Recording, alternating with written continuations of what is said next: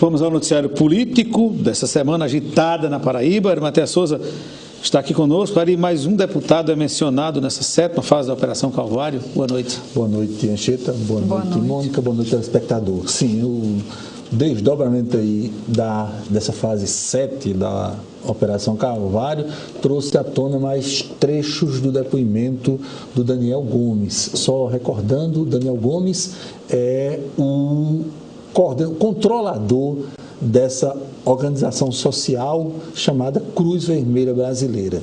No seu depoimento ao Ministério Público, o Daniel disse que Ricardo Barbosa, deputado do PSB, atual líder do governo na Assembleia Legislativa, tinha um escritório de fachada para desviar verbas de seu gabinete na Assembleia Legislativa através da emissão de notas fiscais cujo produto financeiro, cujo dinheiro retornaria ao gabinete do deputado. Ricardo Barbosa reagiu dizendo que estava sendo vítima de uma infâmia mentirosa, de acusações de um irresponsável e que eram coisas meramente caluniantes. Ele disse que nunca conheceu e nunca trocou qualquer diálogo em qualquer nível com o Daniel Gomes. O epicentro dessa declaração do Daniel Gomes é o escritório do advogado Francisco das Chagas Ferreira. Segundo Daniel, seria esse escritório que emitiria esses recibos, notas fiscais de honorários em combinação com o Ricardo Barbosa. O Ricardo Barbosa disse que efetivamente tem contratos com esse escritório dessa banca de advocacia, mas que nunca se passou para a emissão de notas fiscais com esse objetivo, na linguagem popular, o famoso bate e volta, né? E ainda no âmbito da administração estadual, hoje tivemos no Diário Oficial do Estado mudanças na equipe do governador João Azevedo, uma espécie de limpeza na estrutura de cargos da Secretaria da Mulher e da Diversidade Humana, a começar pela titular dessa pasta, Gilberta Santos, que foi exonerada pelo governador João Azevedo. A antiga secretária executiva dessa pasta, Lídia Moura, foi ungida, foi elevada à condição de secretária titular dessa pasta da Mulher e da Diversidade Humana. Praticamente toda a estrutura de assessoramento direto e de gerências dessa secretaria foi também trocada pelo governador João Azevedo. Ari, em relação à Operação Calvário, muitos dos acusados presos já recorreram para tribunais superiores, não é isso? Isso, Mônica. É sempre bom lembrar para o telespectador que a partir de amanhã o judiciário vai estar em recesso e a partir de amanhã as decisões passam a ser tomadas pela presidência dos respectivos tribunais. As assessorias jurídicas de alguns dos réus, dos acusados, essa é a expressão correta, já avançaram e recorreram a tribunais superiores, principalmente ao Superior Tribunal de Justiça. O ex-governador Ricardo Coutinho, cujo paradeiro ainda não foi localizado com precisão, deverá contar com os préstimos, a assessoria jurídica de Gilson Dipp, ex-ministro do Superior Tribunal de Justiça. Coriolano Coutinho, irmão de Ricardo Coutinho, contratou advogados que atuam no Superior Tribunal de Justiça. Ele está tentando diretamente já no STJ essa medida para revogação da prisão preventiva decretada pelo desembargador Ricardo Vital de Almeida. Duas observações adicionais sobre esse caso de Coriolano. A primeira delas, não optou-se por apresentar e aguardar um recurso no Tribunal de Justiça da Paraíba.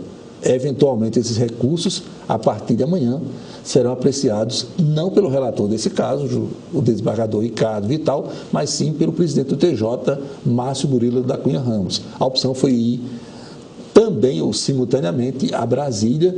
E aí vem a segunda observação.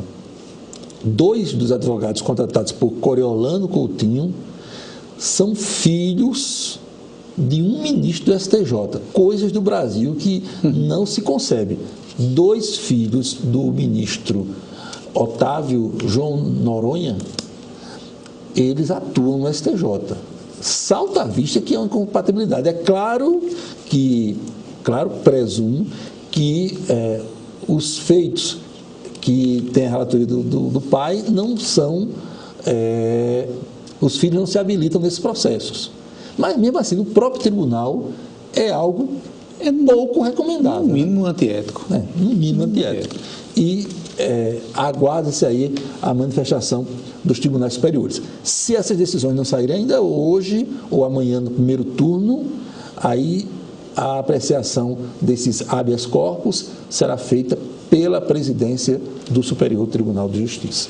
Muito bem, Ari, também temos novidades aí relacionadas à Operação Famintos, que investiga supostas negociatas aí envolvendo a compra de merenda na Secretaria da Educação de Campina Grande. Exato. Saiu hoje as sentenças relacionadas ao chamado núcleo empresarial.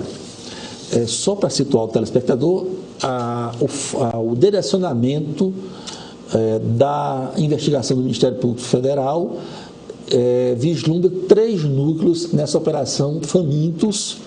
Seria o núcleo empresarial, o núcleo político e o núcleo administrativo.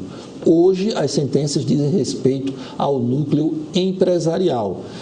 Só recordando, é uma denúncia, uma ação proposta pelo Ministério Público Federal, a 4ª Vara da Justiça Federal, sediada em Campina Grande, cuja essência, o resumo, é a denúncia dos seguintes crimes apontados nas investigações. Organização criminosa, falsidade ideológica, lavagem de dinheiro, fraude ao caráter competitivo de procedimento licitatório e também obstrução de justiça. Esse núcleo empresarial atuava não somente em Campina Grande, mas, segundo a decisão do Judiciário, foi constatada a atuação em praticamente todo o estado da Paraíba, inclusive com contratos junto à administração estadual e a grande maioria, quase a totalidade dos municípios paraibanos, mas com foco aqui em Campina Grande, na área da merenda escolar. Então, era o foco principal a comercialização de merenda. E as condenações são as seguintes. O empresário Frederico Brito Lira, o Fred, e o Severino Roberto Maia de Miranda, conhecido como Bilão, foram considerados os líderes dessa organização criminosa. O Fred pegou 161 anos de reclusão e o outro, o Severino Roberto Maia, 72 anos e 9 meses, pena de detenção. Pena grande.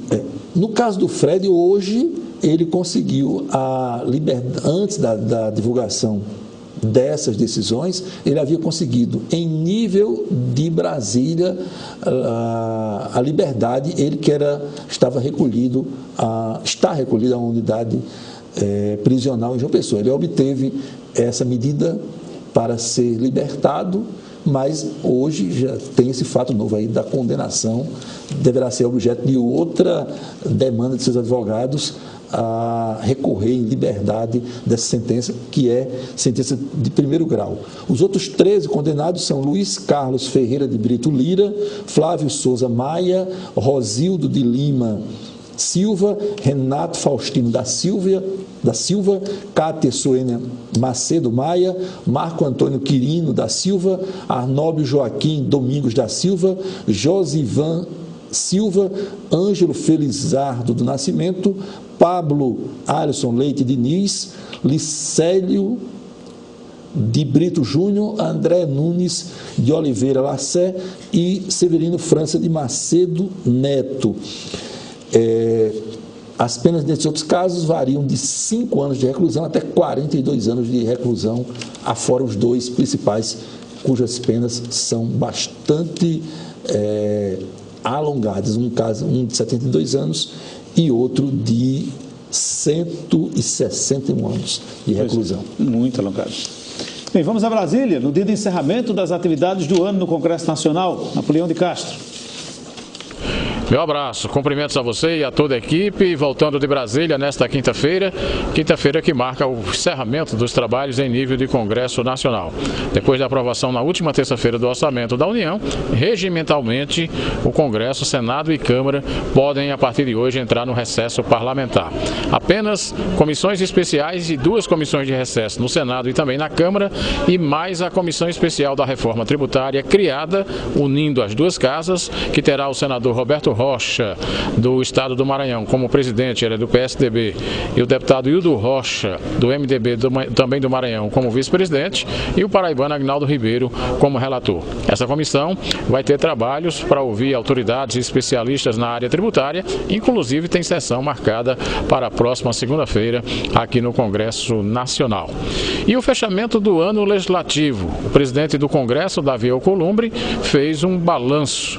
O primeiro ano desta legislatura se encerrará ainda hoje, com o marco da votação da Lei Orçamentária Anual, Lei Orçamentária de 2020, a primeira de autoria dessa legislatura, a primeira sob o governo do presidente Jair Bolsonaro, a primeira em que veremos ampliado o caráter impositivo das emendas de bancada e a primeira em que haverá a possibilidade de transferência direta de recursos para os municípios brasileiros, para os estados brasileiros e para o Distrito Federal. Mesmo com todas as dificuldades de relacionamento neste ano de 2019, Davi Alcolumbre entendeu que foi um ano de conquistas e de imposição do parlamento em nível nacional. Estamos todos fazendo história e a consciência de estar participando de um momento histórico nem sempre surge imediatamente. Estamos sim fazendo história na relação entre os poderes da República, com o Legislativo exercendo plenamente as competências que lhe foram conferidas pela Carta Constitucional de 1998. Aí o presidente do Congresso Nacional que fez esse balanço na última sessão do Congresso Nacional aqui em Brasília. A nós resta o agradecimento ao nosso telespectador e a toda a nossa equipe da TV Itararé pelo acolhimento neste ano de 2019. Desejar a todos um excelente Natal, um ano novo de muita paz. A gente está concluindo hoje os nossos trabalhos em 2019 aqui na capital brasileira. E com a graça de Deus, podendo voltar já em 2020 para um novo ano de trabalho e dessa cobertura exclusiva aqui direto de Brasília. Napoleão de Castro, direto do Congresso Nacional. Aproveitar para agradecer a Napoleão, né, pelo trabalho, o ano inteiro de cobertura de Brasília. Exatamente. Né, e devolver aí os desejos. O centro do poder, literalmente. Pois é. E está sempre lá trazendo as informações para... além de acompanhar o dia a dia de Brasília, ele acompanha também a atuação da bancada do Estado, né? É importante. É de Brasília, outro destaque, não político, mas também policial. O Ministério Público do Rio de Janeiro apurou que Flávio Bolsonaro, senador e filho do presidente Jair Bolsonaro, lavou significa esquentar o dinheiro, R$1.600.000 do recolhimento de salários da sua assessoria à época em que era deputado estadual no Rio de Janeiro, as famosas rachadinhas. Ele lavou R$1.600.000 através de uma loja de chocolate que ele botou no Rio de Janeiro. Eita!